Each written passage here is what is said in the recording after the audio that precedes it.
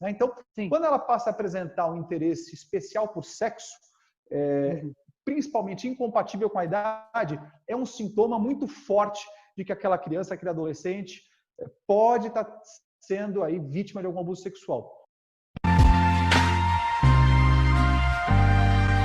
Olá, hoje nós estamos trazendo mais um assunto importante para a nossa sociedade, para o canal da TV Tudo Web. Vamos abordar um tema hoje que está saindo na mídia todos os dias: abuso sexual infantil e pedofilia. Sabemos que o combate à pedofilia está em 25 estados do Distrito Federal e é um tema internacional. Todas essas campanhas e operações sobre abusos contra a infância e a juventude, que inclui também a pedofilia e a exploração sexual de um modo geral, é um assunto que deve ser debatido mesmo.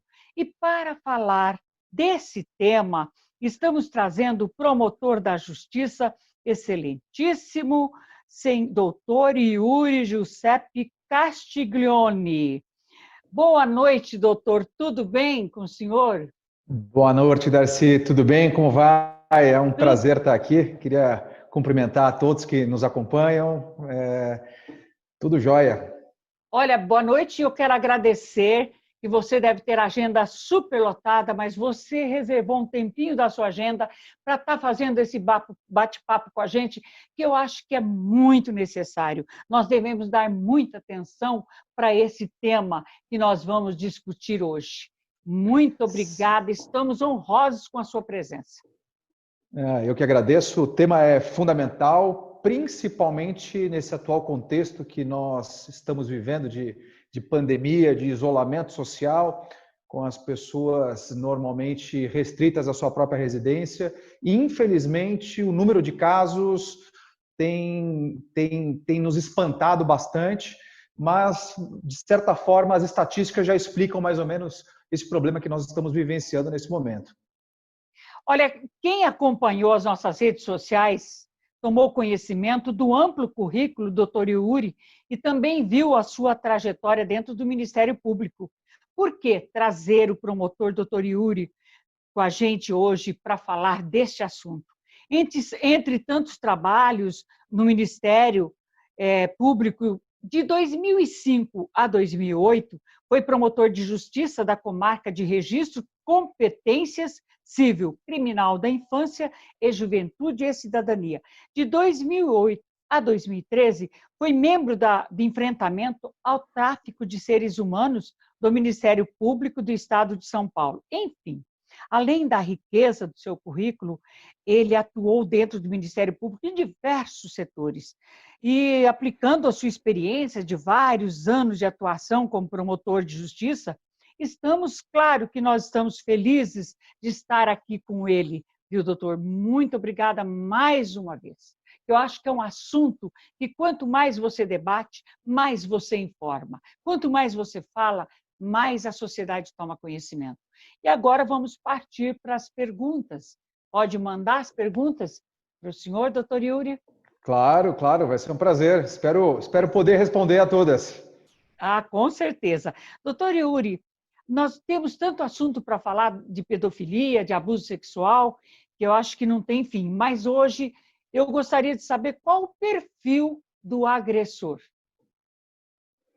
Bom, primeiro ponto que é importante destacar é alguns dados estatísticos que, para poder responder essa pergunta de uma maneira mais ampla, mais completa, é importante a gente deixar claro que, normalmente, quando a gente pensa em abuso sexual, em exploração, estupro, normalmente, principalmente abuso sexual propriamente, a gente pensa sempre em alguns cuidados do tipo, não vou deixar a criança ou minha filha ou alguém conhecido que tem vínculo comigo sair na rua com uma blusa decotada, com uma saia curta. Normalmente a gente pensa no abuso sendo praticado contra uma menina. Normalmente a primeira coisa que a gente imagina é o quê? A vítima principal é do sexo feminino. Normalmente a gente não imagina que acontece também com o sexo masculino, mas acontece. E a gente pensa normalmente, não vou deixar ela sair de casa com uma roupa decotada, alguma coisa que possa chamar a atenção de algum pedófilo, de alguém que queira fazer algum mal. Sendo que, na verdade, as estatísticas mostram que de cada 10 casos, 8 são praticados por pessoas conhecidas. Ou seja, é alguém que tem algum vínculo de confiança com a família e principalmente com a própria criança. Então, ele se aproveita dessa relação de confiança que tem com a própria família, com a criança, para ter acesso à criança. Então, ele goza de confiança, ele goza de um acesso muito fácil. Normalmente é alguém conhecido, né? Só para se ter uma ideia, 1/3 dos abusadores, eles pertencem à própria família da vítima, normalmente. Sendo que 2/3 dos casos ocorrem de forma repetida, reiterada, ou seja, por mais de uma vez, aquele agressor ele vai estar abusando da vítima por mais de uma vez em 2/3 dos casos. Ou seja, o que demonstra que é uma pessoa que tem acesso à casa, tem acesso à família, tem acesso à criança com muita facilidade.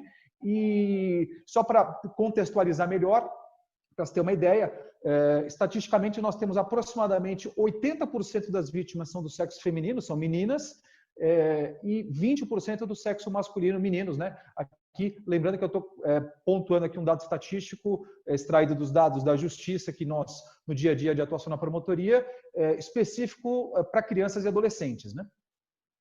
Nossa, então eles procuram também a família, fica cômodo para eles nesse caso também, né? Uma comodidade, eu acredito. Agora, é comum o abuso sexual praticado por membros da própria família, como o senhor já disse.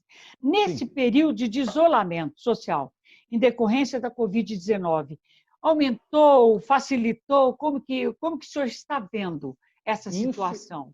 Infelizmente, os casos aumentaram assim numa escala muito grande.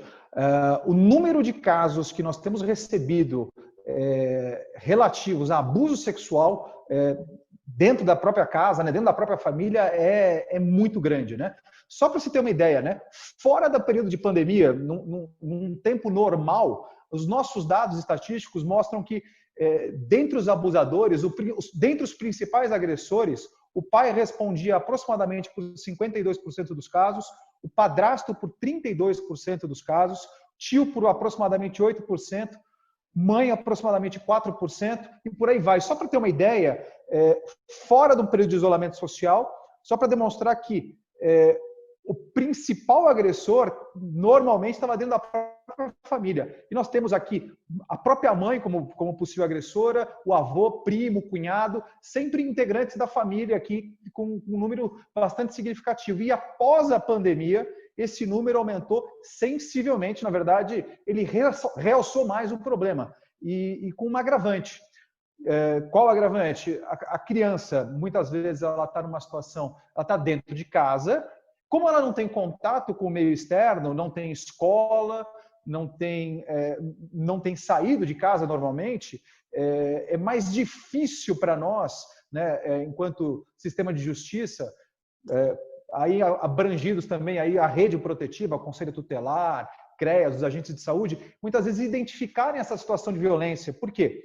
Normalmente, anteriormente, nós tínhamos a escola, então a criança ela poderia falar com o professor, ela saía de casa, e hoje isso é muito mais difícil. Daí a importância da gente estar mais atento para dentro desse período de pandemia, de isolamento, a gente está mais atento, principalmente vizinhos ou os próprios familiares, para verificar o quê? Quais os comportamentos que a criança tem apresentado, como é que tem sido o comportamento dessa criança. Tem alguns sinais que a criança, às vezes, ela não verbaliza, porque ela tem medo, né? A primeira estratégia do agressor é se valer do quê? Se valer do medo da criança. Então, ele usa, normalmente, esse poder, essa proximidade que ele tem com a família, e muitas vezes ele é até um integrante da família, para atemorizar a vítima, para que ela fique o quê? Em silêncio.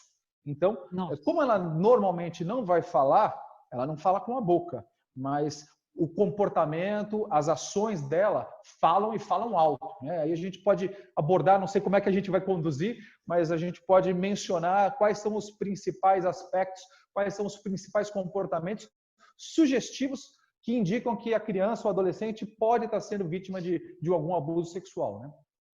Nossa, que coisa! Agora, quando é dentro da família, como o senhor está falando aí, que é tio, é pai, é o primo, sei lá, fica difícil para a criança se abrir também, né?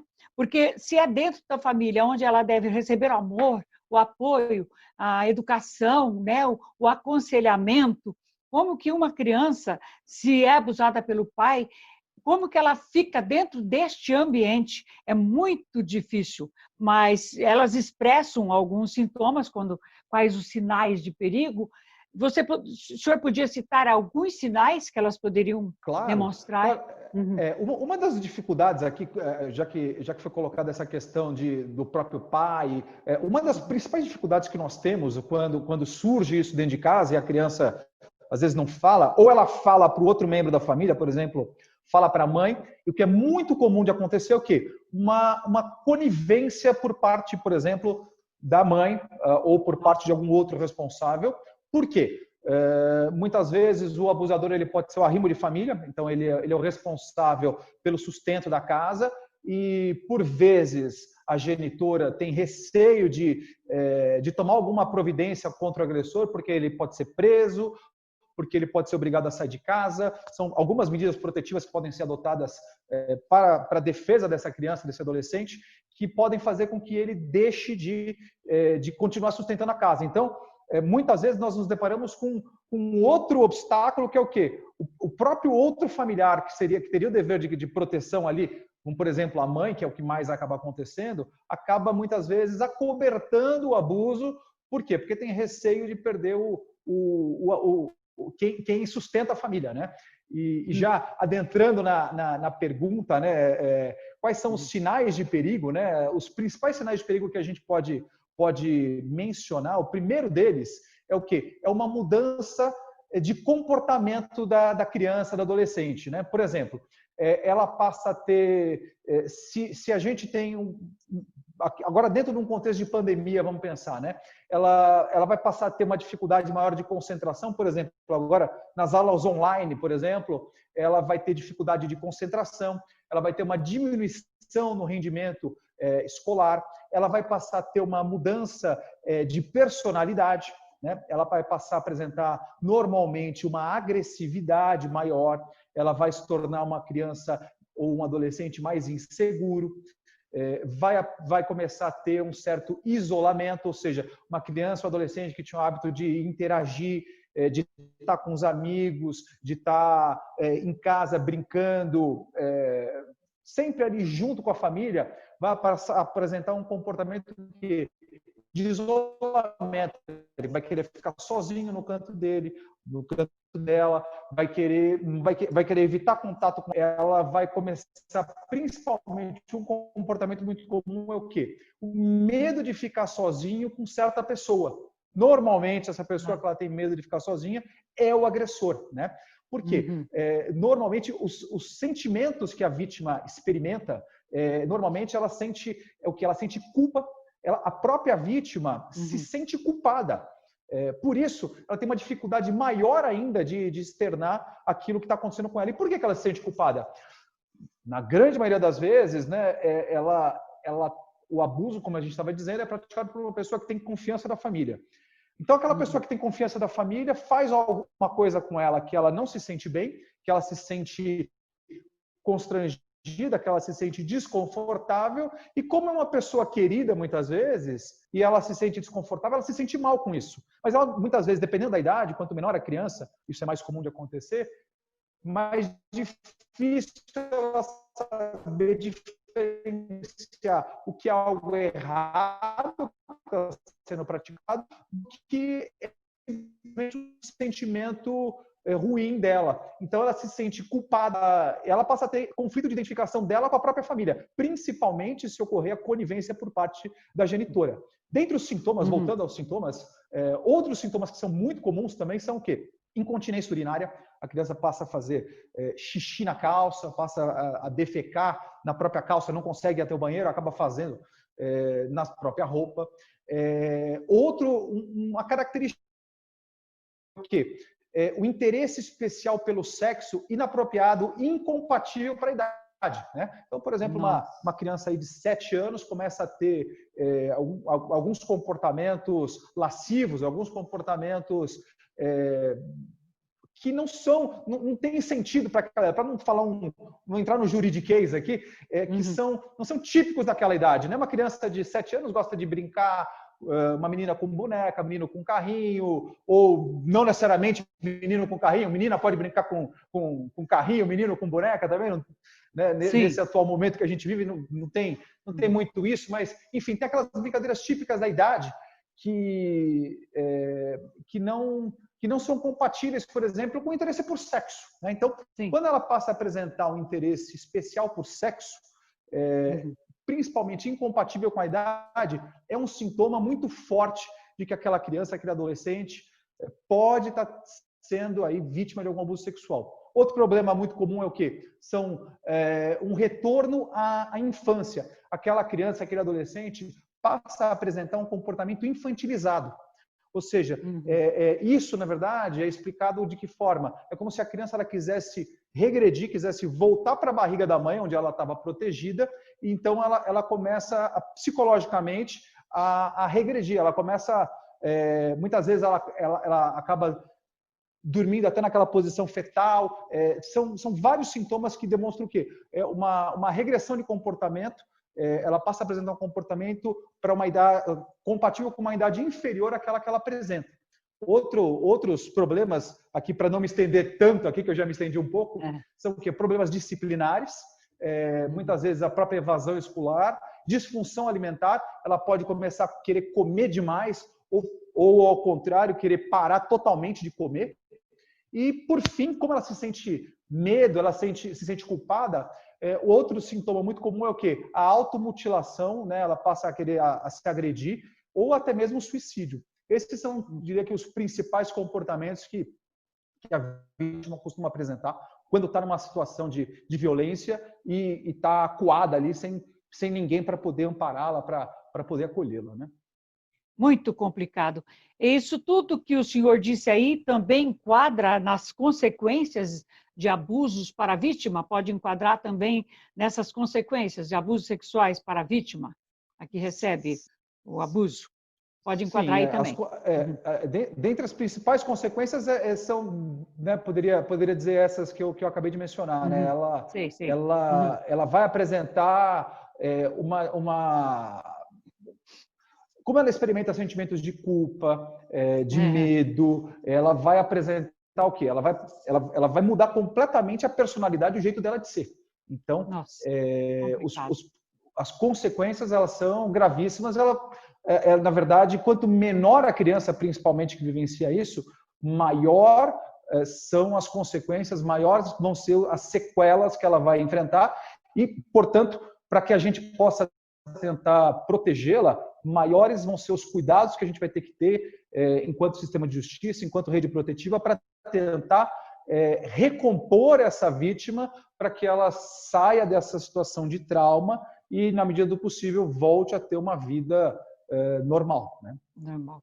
Então, doutor, é muito complicado, né? Quando existe uma família com um número grande de pessoas para duvidar ou investigar. Agora, como que vocês abordam essa questão com a vítima quando houver suspeita de abuso sexual praticada contra alguma criança? E, normalmente, quando leva para vocês essa questão, ou leva para o conselho tutelar primeiro, chega até vocês, como que vocês fazem para abordar essa vítima com essa questão? Bom, normalmente tem duas portas de entrada principais, né? Que, como acontece, normalmente a primeira coisa que ou chega uma denúncia, por exemplo, pelo Disque 100, né? Que é importante divulgar. O principal canal de denúncia que nós temos, que é o Disque 100, basta discar 100 no telefone, a ligação ela é gratuita de qualquer lugar do Brasil e é garantido anonimato. Então, qualquer um pode ligar, pode falar, eu não quero me identificar, não vai ser identificado. É um canal de denúncia que ele é organizado e ele é mantido pela Secretaria Nacional de Direitos Humanos.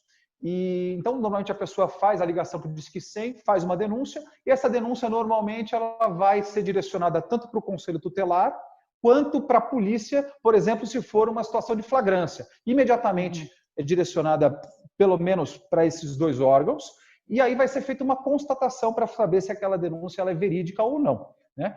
E uma vez constatada a veracidade, são adotadas as providências. Mas para a gente não entrar primeiro nesse fluxo, só para a questão, como que a gente aborda a questão com a vítima, né? Como a vítima ela se sente culpada? Como ela muitas vezes está sendo constrangida, está sendo abusada por alguém que é da confiança dela, da confiança da família. A primeira coisa que nós temos que fazer com uma criança, com uma adolescente que traz um relato desse é o quê? É acolhê-la, né? Então, constatando que ela apresenta qualquer desses sintomas indicativos de abuso, primeiro, a gente tem que incentivar ela a falar de maneira livre, né? Falar livremente o que se passou, principalmente sem externar nenhum tipo de comentário ou juízo de valor. Ah, ele fez isso porque você provocou, né? Por exemplo, né? Algumas falas que acabam acontecendo com frequência. Ou, por que você não falou antes? Como que você está sofrendo isso há tanto tempo e nunca falou nada? Enfim, começar a julgar a vítima, começar a culpabilizar a vítima que já se sente culpada. Então, é importante, primeiro, deixar a vítima falar livremente. É importante demonstrar que a gente está compreendendo a angústia que a criança e o adolescente estão passando, levando a sério tudo o que ela está dizendo, né? É importante destacar que as crianças e adolescentes que encontram quem as escute com atenção e compreensão reagem muito melhor, né? A gente evita aquilo que a gente chama de uma nova agressão institucional, né? Porque se quem tem o dever de proteger vem e começa a questionar, duvidar da palavra da vítima, nós temos uma violência institucional, né? Então, isso a gente tem que tomar muito cuidado, principalmente quem tem o primeiro contato com a vítima, que é a rede protetiva, o conselho tutelar, o próprio CREAS, ou o próprio agente policial, né? Além disso, é muito importante destacar, assegurar a vítima, a criança ou adolescente, que ela fez muito bem contar o que está acontecendo, o ocorrido, principalmente se ela tiver uma relação próxima com quem abusa dela, se for um pai, um padrasto, né? Normalmente, sempre que tiver essa relação de proximidade, essa criança, esse adolescente, ela vai se sentir culpada por revelar esse segredo. E, principalmente, ela vai ter muito medo que a família dela castigue ela por ela divulgar o fato, porque para ela é um segredo, é uma coisa íntima. Então, é muito importante a gente assegurar para ela que ela fez bem em revelar aquele fato, aquele problema, aquele segredo, né, que estava acontecendo. Sim. Outra coisa, é fundamental destacar para a vítima, enfaticamente, que ela não tem culpa pelo abuso, porque ela se sente culpada. Então, é importante deixar claro para ela que ela não tem culpa. E as crianças, principalmente, elas acham que se elas contarem o que está acontecendo, elas vão sofrer algum tipo de castigo, acham que fizeram alguma coisa errada em estar revelando o que aconteceu. E, por fim, aqui para já também não me estender tanto, é importantíssimo, né? Oferecer proteção para a criança que está revelando aquilo, né? E fazer de tudo para que aquele mal pare de acontecer, né? Para que aquele abuso pare de acontecer, tomando as providências necessárias, né? Que eu acho que a gente pode abordar o que pode ser feito, como é que funciona esse fluxo dentro do sistema de justiça, dentro da rede protetiva, né? Nossa, complicado. Agora, o que deve ser feito após, o senhor já falou aí, né? Normalmente... Eu pergunto, após, né, esse abuso praticado quando criança, adolescente, o que deve ser feito, né, para ajudar? Acho que calhou bem na outra pergunta que eu já fiz, talvez, não sei. Mas se tiver mais alguma... Só para ter uma ideia, né? Sim, após tomar conhecimento do fato, normalmente é feita a oitiva da vítima, e aqui é importante destacar que nós tivemos uma alteração legislativa recente, que existe duas formas específicas de fazer a oitiva da vítima nesses casos, que é o quê? A escuta especializada por parte da rede protetiva e o depoimento especial quando o caso chega até a justiça. O que é isso? É uma forma... É uma técnica que se utiliza para evitar a revitimização daquela criança, do adolescente e do adolescente quando ele é obrigado a contar o que aconteceu, quando ela tem que contar o que aconteceu. Antigamente, a criança, quando era abusada, ela contava a primeira vez, assim que aconteceu, contava, por exemplo, para o professor.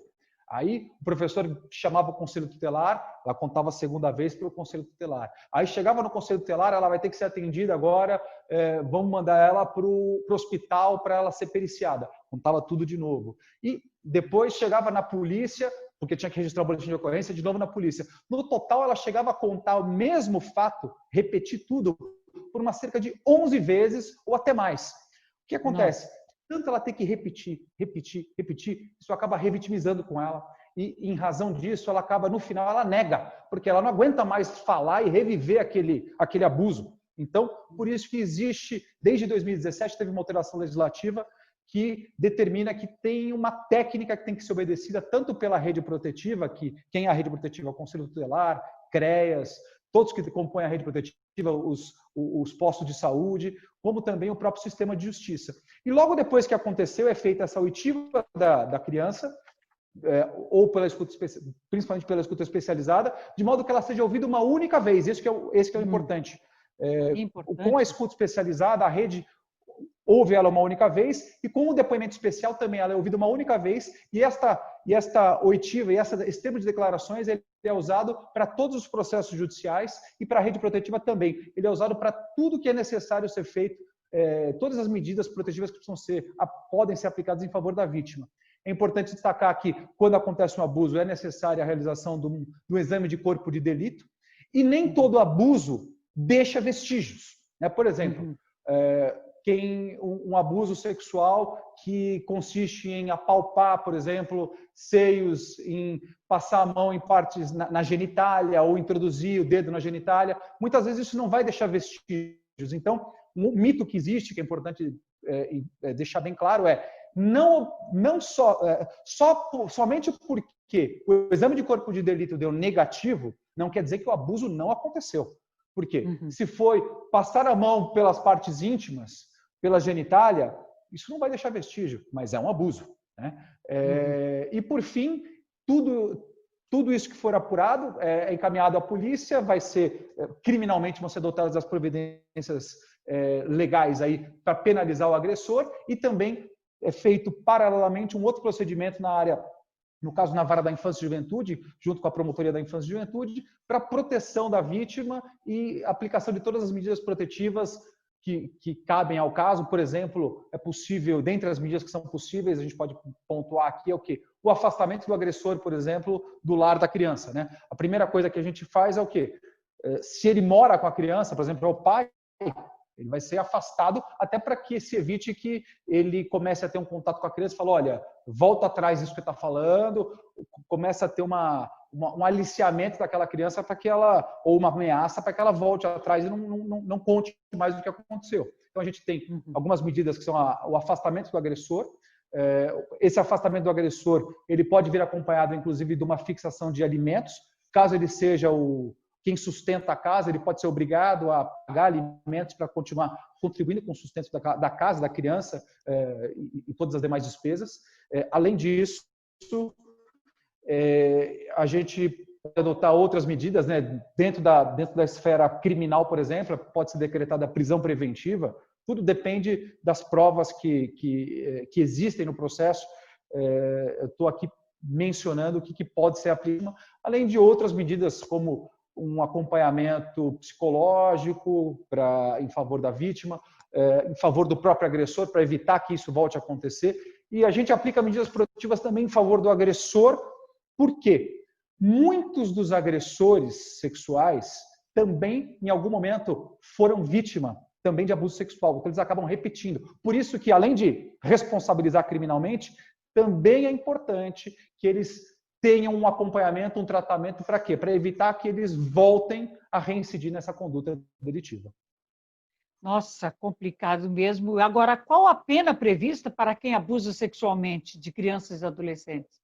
Olha, penas aí vai depender muito do crime que é praticado, A pena, se a gente estiver falando aqui de um estupro de vulnerável, ela varia de 8 a 15 anos, Então, o estupro de vulnerável é o quê? É manter qualquer tipo de relação sexual com uma criança, com uma pessoa, perdão, menor de 14 anos. Então, ainda que seja consentido, se é que se pode dizer isso, porque a criança e o adolescente são consideradas pessoas em desenvolvimento. Então, eles não têm capacidade de consentir, de falar, olha, eu tenho vontade de fazer isso de uma maneira que seja considerada independente para o nosso sistema jurídico brasileiro. Mesmo que ela o consentimento não tem validade e quem praticar um ato sexual com uma pessoa menor de 14 anos vai responder pelo crime de estupro de vulnerável. Doutor, nós estamos quase no final, acho que nós estamos com 5 minutos de fala, uma judiação, porque nós podemos voltar uma outra vez para falar, para continuar falando. E eu gostaria de saber, esse índice acontece nas camadas mais simples da sociedade, média, a camada social, qual o nível cultural dessas pessoas? Ocorre mais em que nível cultural? Porque ou não tem em qualquer... Na verdade, o que chega para nós, para o sistema de justiça, normalmente, são os níveis culturais mais baixos. Entretanto, normalmente, se faz necessária a atuação da rede protetiva e da rede e do próprio sistema de justiça para os níveis mais baixos. Por quê? Porque eles não têm uma estrutura que dê suporte, que dê apoio.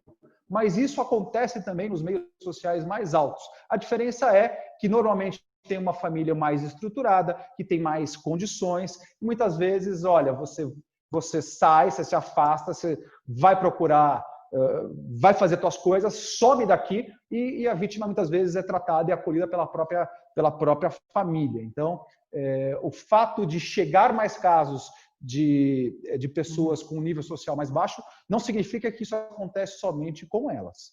Então, estatisticamente, o que chega normalmente é um nível social mais baixo, mas esse dado estatístico não significa que isso não ocorra com pessoas do nível social mais alto. Doutor Yuri, eu vou fazer mais uma pergunta para o senhor, porque nós estamos curiosos para saber, porque acho que toda mãe, todo pai, todo irmão, eles estão preocupados com esse problema que está avançando a cada dia mais na nossa sociedade. O senhor acha que, com o apoio da ministra Damares, outros envolvidos nessa causa, por exemplo, escola, entidade de classe, nossos políticos, vamos conseguir dar um basta, ou pelo menos reduzir o número de vítimas da pedofilia? Sem dúvida. Todo o apoio é fundamental. O apoio começando pelo governo federal, né, pela ministra, as escolas, isso é fundamental. Só para se ter uma ideia, qualquer um de nós, né, quantos de nós normalmente consegue passar pelo menos 4 horas com seu filho todos os dias, né? Se for perguntar isso, se a gente for perguntar aqui, colocar uma estatística aqui no seu canal, vamos ver quem consegue. E eu respondo, quem consegue fazer isso todo dia? A escola. A escola, no mínimo, está todo dia, pelo menos 4 horas por dia com seu filho. Então, a escola é o melhor parceiro que nós podemos ter. Por quê? A criança ela tem vínculo com o professor, ela tem vínculo com a escola, com todos os funcionários da escola. A escola conhece a criança, então ela sabe os comportamentos da criança, sabe como é que é o padrão daquela criança, se ela é uma criança mais tímida, se ela é uma criança mais extrovertida, se ela é mais agressiva, se ela não é tão agressiva, enfim, ela vai ter condições de identificar todos esses comportamentos que nós pontuamos e nos auxilia muito. Por quê? Porque nós não temos como agir enquanto sistema de justiça se o caso não chega até nós, se nós não sabemos que aquela vítima está em situação de violência, está tendo uma violação de direitos, nós não temos como tomar nenhuma medida, não temos como tomar nenhuma providência. Portanto, o governo federal, as escolas, toda a rede, né, todos nós fazemos parte da rede, cada um tem o seu papel, inclusive a imprensa, né, também tem o seu papel importante a ser desempenhado, informando, né, acho que essas informações que a gente tem compartilhado, né, de como identificar quais quais os sinais, os comportamentos mais sugestivos de abuso, e trabalhar o tema, informar a população para que eles saibam quais os canais de denúncia, o que eu tenho que prestar atenção, como eu identifico uma situação de violência, o que eu faço quando eu identifico uma situação de violência, principalmente violência sexual. Então, esse trabalho do governo federal e dos governos, do executivo como um todo, ele é fundamental. Por quê? Nós só vamos conseguir vencer a pedofilia se nós tivermos uma política pública. A política pública, com base na política pública, que nós vamos agir de maneira preventiva. Porque hoje, sem uma política pública uma política pública efetivamente implementada, que esteja vigendo e tenha efetividade, hoje nós agimos o quê? O sistema de justiça ele age quando tudo já deu errado, o abuso já aconteceu. Então, não me interessa essa ação depois que o problema aconteceu, né? Eu acho que o mais importante e o que eu espero, né, enquanto cidadão, né, enquanto promotor, é o quê? É que nós tenhamos medidas preventivas. O que pode ser feito de maneira preventiva, né, para que isso não aconteça mais? Para isso é o quê? É necessário o quê? Política pública. Então, é fundamental a ação do governo federal, articulada com os estados, com os municípios, com toda a rede protetiva articulada, e nós, o sistema de justiça, nós temos uma ação que reativa. Depois que o problema aconteceu, nós vamos responsabilizar o agressor, nós vamos tratar dessa vítima do ponto de vista legal, o que pode ser feito para verificar se ela está protegida ou não está, e o que precisa ser feito para que ela seja efetivamente defendida. E aí entra a ação do promotor de justiça, do Ministério Público. E enquanto que as medidas preventivas estão na mão de quem? Né? Elas estão... quem tem o poder para adotá-las e implementá-las é o Poder Executivo. O Poder Executivo federal, estadual, municipal, agindo de maneira coordenada e conjunta. Muita boa explicação. Agora, doutor, a gente tem uma curiosidade, porque a gente percebe isso nas pessoas que nos rodeia quando se discute essa causa. Quais as diferenças entre pedofilia, abuso sexual e exploração sexual? Porque nem todo pedófilo é abusador e nem todo abusador é pedófilo. Como distinguir isso aí? Então, na verdade, a pedofilia em si é uma atração por pessoas de menor idade, digamos assim, por crianças e adolescentes, né? Então, o fato da pessoa sentir uma atração não quer dizer que ela vai concretizar uma ação violadora de direitos, né? Então, ela, quando concretizada, nem tudo que a gente pensa, só para tentar explicar de uma maneira não tão, para não entrar no juridiquês, nem tudo que eu penso, eu posso pensar qualquer coisa, mas nem tudo que eu penso eu posso ser responsabilizado. Ao contrário, eu só vou ser responsabilizado pela minha ação. Se o meu pensamento não for concretizado numa ação, não tem punição para esse comportamento, né? Então, aí entra por isso que nós falamos que a pedofilia, que é o que? Essa atração, esse sentimento de atração por crianças, por adolescentes, ele não necessariamente ele vai ser concretizado. Se ele for concretizado com ações, aí sim ele tem que ser responsabilizado e penalizado. Agora, diferença entre abuso e exploração. A exploração, né, como o próprio nome diz, normalmente ela tem um cunho mais comercial, tem alguém que lucra com isso, né? Então nós temos aí, por exemplo, exploração sexual para fins, por exemplo, um lugar... Eu vou dar um exemplo meu concreto, né, que eu tinha na minha promotoria de justiça, lá em Registro, na região do Vale do Ribeira.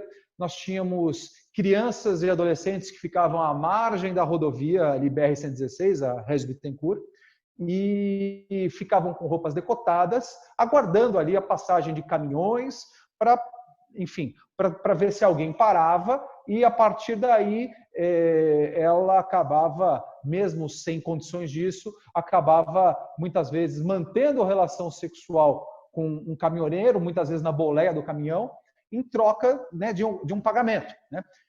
E aqui é importante destacar que não é prostituição, porque para ser considerado prostituição se pressupõe que a pessoa que se prostitui, ela tenha plena condição de entender e saber o que ela está fazendo, né? Ela tem uma consciência daquilo que ela faz. Uma criança e um adolescente, eles ainda são pessoas em desenvolvimento. Então, eles ainda não têm a formação plena, total do seu cérebro para entender o caráter e a consequência disso para ele mesmo, né? Por exemplo, vou dar um exemplo que eu gosto de dar normalmente quando eu falo dessa matéria, principalmente nas escolas. Eu faço com uma certa frequência palestra para as redes, e eu gosto de dar um seguinte exemplo. Imaginemos um avião.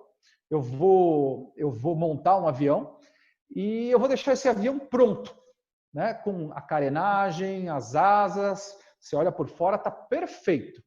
Só falta um motor. Só falta, ou melhor, o motor foi montado, mas a pessoa que montou não era um engenheiro. Foi montado lá, não está revisado, não está nada. Eu pergunto, você entraria nesse avião? Acho que ninguém entraria no avião ou que não tem motor ou com um motor que eu não sei, não foi o engenheiro que fez. Ou seja, ele não está acabado. Mas você olha por fora, parece um avião. Você entra no avião, ele é um avião. Só falta o quê? Só falta o detalhe do motor. Ele vai voar? Não vai voar. Ou se voar, vai ter risco. Da mesma forma, muitas vezes um adolescente, uma criança. Um adolescente é o melhor exemplo. Parece uma pessoa, muitas vezes parece um adulto. Só que não é. Ele ainda não aprendeu tudo, ainda não tem plena consciência de que fazendo alguma coisa, putz, isso aí vai ser horrível para ele. Ele vai se sentir muito mal com isso. Por isso que a gente não pode falar em prostituição, a gente fala em exploração. Por quê? Porque existe uma outra pessoa lucrando em cima disso. Então, existe a exploração sexual que ela normalmente tem um cunho econômico. Ao passo que o abuso não tem nenhum cunho econômico. A pessoa se vale normalmente de uma confiança ou então pode ser uma situação, aquela situação que a gente normalmente imagina, que vê nos filmes, uma pessoa passando por uma viela escura e vem um agressor e a aborda e a estupra, por exemplo, né? E isso é um estupro, não tem um viés econômico. A intenção da pessoa num abuso é o quê? A satisfação da sua lascívia. Satisfazer o quê? O seu desejo sexual. Enquanto que na exploração, o objetivo do explorador ali, do rufião, aquele que obriga, né? E, sim, que faz com que que lucra com aquelas crianças que estão naquela situação de vulnerabilidade, o objetivo dele é o lucro, não é a satisfação. Ele não quer satisfazer o desejo sexual dele, ele quer ganhar dinheiro. Então, essa é a exploração. Enquanto que o abuso, não, ele quer satisfazer, o objetivo que ele quer é o quê? Satisfazer o seu desejo sexual. Não sei se... Estou tentando fugir do jurídico aqui. Não, mas ficou bem explicado, a gente entendeu bem. É porque há muita confusão, né? Para as pessoas que não têm muito aquele acesso à cultura, ou à leitura, então eles ficam sempre chamando de pedófilo, estuprador de pedófilo, e não é assim. Por isso que eu gostei de fazer essa pergunta.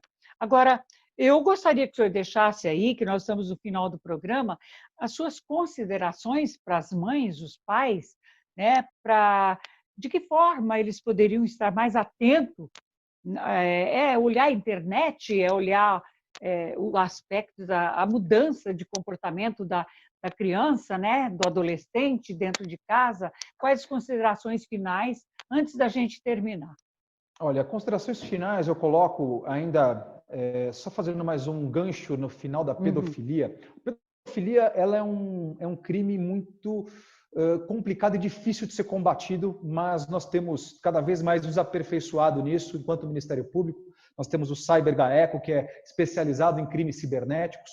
Alguns cuidados que são importantes a gente ter atenção, principalmente com os nossos filhos. O primeiro, está muito próximo dos nossos filhos. Um crime que tem sido muito comum ultimamente praticado é o quê?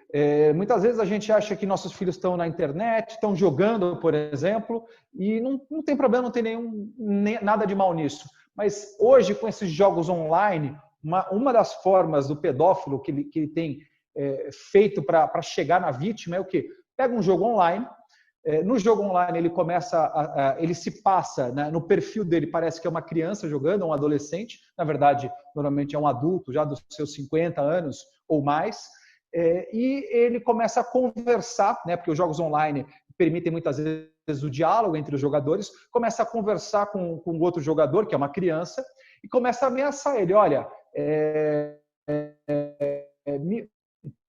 primeiro ele faz mais vezes junto, passa teu WhatsApp para a gente combinar de entrar junto, para jogar junto e tal. Aí, beleza. Depois que ele passou o WhatsApp, passou o contato dele, a criança, por isso que o importante é rede social, né? Se a gente for olhar lá, Facebook, tudo, tem que ter pelo menos 13 anos de idade. E ainda assim, tem que estar o quê? Assistido. A criança não pode estar sozinha nisso. Porque a quantidade de pedófilos que tem nas redes sociais, que se identificam como criança e depois arrumam uma forma de constranger, de ameaçar as crianças, obrigando elas a mandar foto delas nuas. Por exemplo, nesse caso do jogo, ele faz o contato, querendo jogar, combinar uma outra data para jogar, e depois ele começa a conversar com essa criança e fala, olha, eu sei onde você mora, eu tenho o seu IP do seu computador, eu sei onde você mora, eu tenho todos os seus dados, e eu quero uma foto sua nu. Se você não mandar, eu vou matar toda a sua família. A gente pegamos já alguns casos assim.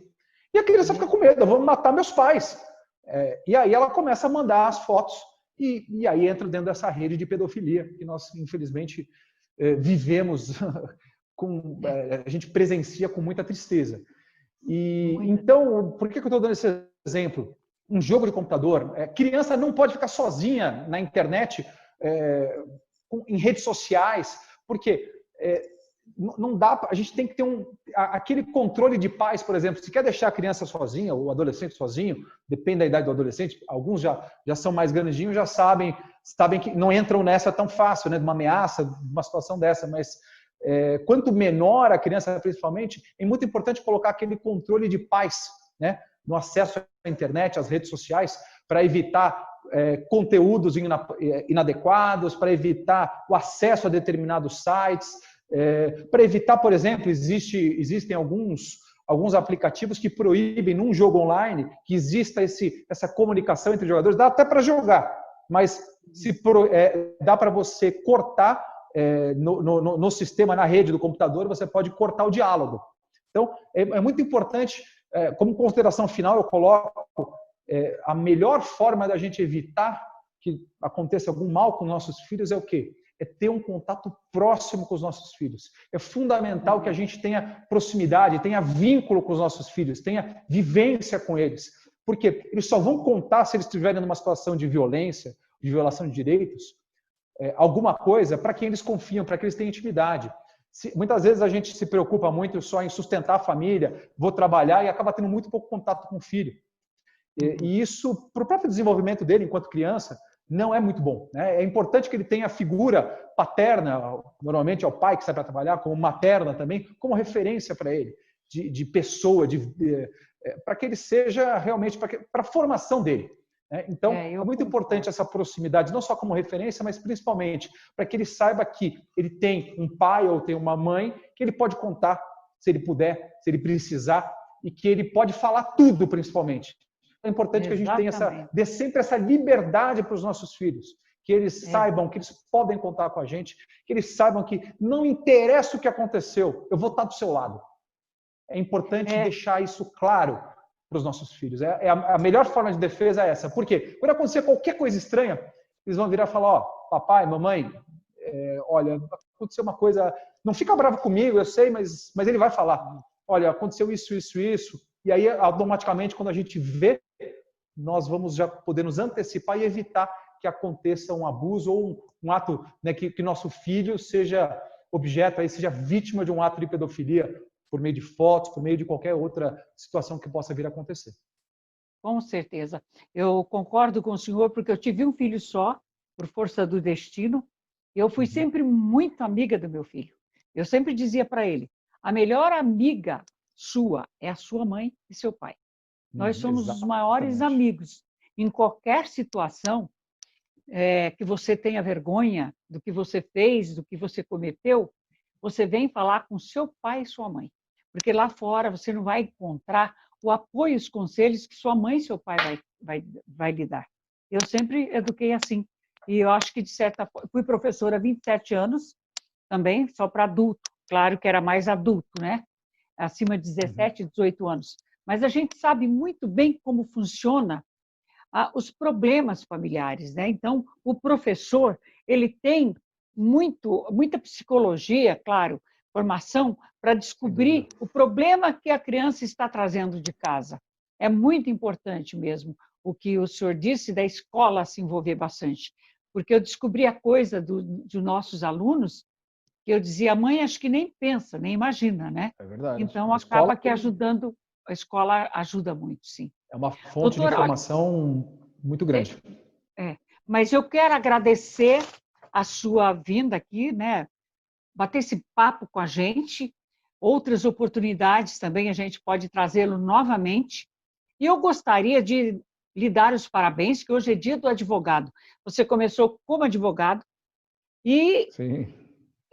fazendo a leitura do seu imenso currículo, eu fiquei assim perplexa. E uma pessoa, meu neto está fazendo advocacia. Falei, vou mostrar para ele, para ver quanto uma pessoa trabalha. Eu fiz várias faculdades também. Quanto uma pessoa trabalha para chegar no seu nível. Muito obrigada. Imagina. Foi uma honra trazê-lo aqui. E parabéns pelo Dia do Advogado, que você começou lá e foi a promotor, fazendo todo esse trabalho lindo para o nosso país. Muito obrigada. Muito Pela obrigado. presença. Também agradeço a oportunidade de discutir esse tema e também quero parabenizar pelo trabalho, pela informação que é tão importante de ser dada para toda a nossa sociedade. Muito Com obrigado. certeza. E quem sabe a gente vai trazer mais vezes para cá para discutir outros assuntos com o senhor, tá bom? Vai ser um prazer. Tá. Uma boa noite, então. Boa noite. Obrigado. Boa noite. Obrigada a ele.